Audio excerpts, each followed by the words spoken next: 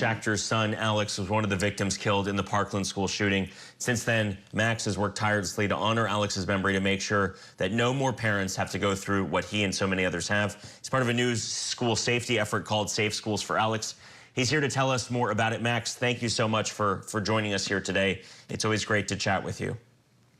Nate, good to be with you. I just want to start with that tragic shooting last week at FSU. To see another mass shooting at another school in Florida, this must break your heart. No, it's heartbreaking. I feel horrible for the victims' families. After the Parkland school shooting, Florida moved mountains in regards to K through 12. So in our elementary, middle, and high school, we lead the nation in school safety. We're doing things that other states are not. We have threat assessment teams in every school. We have armed officers on every campus. Every teacher has a panic button. So if there's an emergency, that calls the cavalry. And we care about this issue. We prioritize school safety above all else. And we also focus on the data piece. And so not only have we passed 7 school safety bills in regards to K through 12 since Parkland, we've also put accountability measures in place. So if schools underreport violence on their campus, the Commissioner of Education can go and withhold the superintendent's salary. So we care about this issue in Florida, and now Safe Schools for Alex is launching the first of its kind nationwide school safety dashboard. And the reason we're doing this is because after Parkland, I went to go look at what the schools were reporting to the state because I have 3 other kids and I didn't want anything to happen to them. And what I found was just a massive Excel spreadsheet, which was impossible for me to decipher and compare the kids' schools. So I came up with this idea to create a national database of school safety information, because currently there's nothing like this out there. There are some school websites, but it's all basically academic data, and there's nothing about the safety of the school. So through our school safety dashboard that's launching today, parents can go online, click on your school and on your state, and you can see exactly the number of incidents of bullying, weapons coming into your school, fighting, assault, threats, intimidation. And it's the first peek into what's happening inside our schools. Parents have never seen data like this before, and they have a right to know what's happening in our schools. I just want to ask you about the effort that we just heard from a former Marjory Stoneman Douglas student about. Those of us who are on the sidelines watching awful things like the FSU shooting happening, and of course the shooting at Marjory Stoneman Douglas. Do you support the effort that student activist just discussed, trying to prevent Governor DeSantis from rolling back some of those laws? After Parkland, we implemented threat assessment teams in every school and every district. And the best tool we have to prevent acts of targeted violence is a threat management system. And so we've implemented that in all K through 12. But I would I hope that other states implement threat assessment teams. That's the best tool we have, because all these individuals, they don't just snap overnight.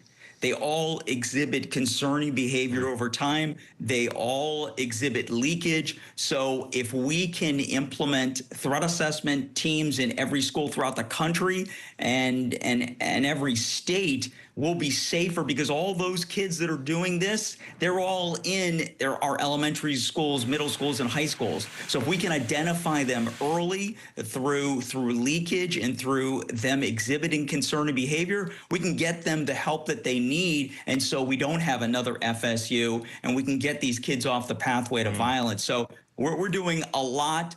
Obviously, there's more that needs to be done, and you're never done with school safety, and it can't just be a check the box. But Nate, what we found by creating this nationwide database on school safety is that there are 13 states that to this day are hiding information from the parents and the public and do not report what's happening at the school level. They don't report what's happening at the district level. There are 6 states that haven't reported any data since 2020.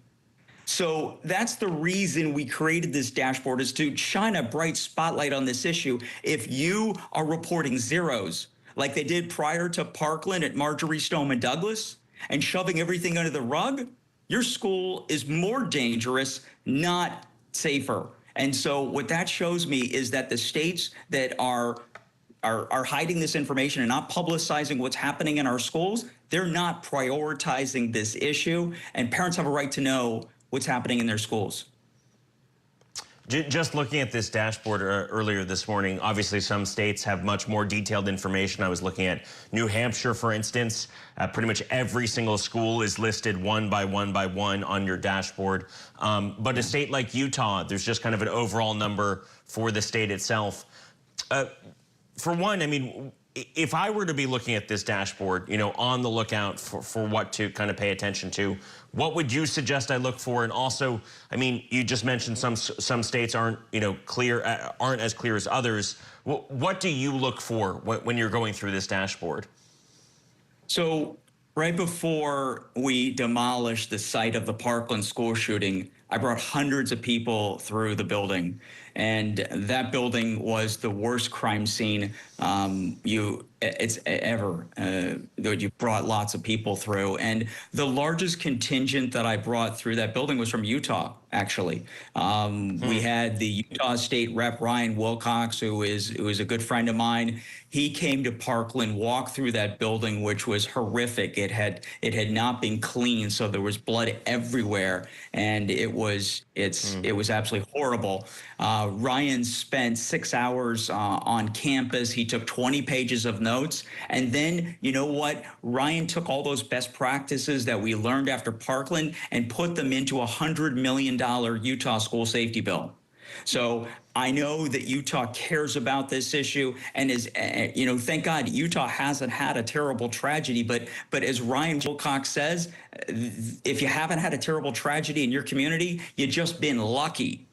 It's not a question of if, it's a question of when and where. And I know that Utah is making progress, but that's one of the states that you know, just rolls all the numbers up into the state level and doesn't break it down you know, into this at the school and district level. So, but I work very closely with Utah. I know that they're making progress and they're going to get there. So, but this is how we get there, by shining a bright spotlight on this issue and getting schools, school districts, and states to see the importance of this issue. The things that I would look at is, number one, you can go on the, schoolsafetydashboard.org and look at and sort the data based on school safety incidents. So you can actually see what schools are ranking the highest in the number of safety incidents. You can sort by in-school suspensions, out-of-school suspensions, and then if the state breaks it out, you know, if they report incidents of bullying, weapons, sexual assault, you can actually sort by all those different categories. And so, you know, every school has their own data, but how does a school know if their numbers are good or bad or high or low? They don't, unless you're able to look at it at like a 60,000 foot view. And that's what the dashboard gives you the ability to do. And so it's really the ultimate conversation starter. So I hope that parents will go to the dashboard, look at the data, and then have a conversation with your school, have a conversation with your school board member. I hope that school districts will use the data to make informed decisions. And I hope that legislators will look at the data to search resources to schools that need it most. It's the first time that most America has really ever seen this kind of data in this format before.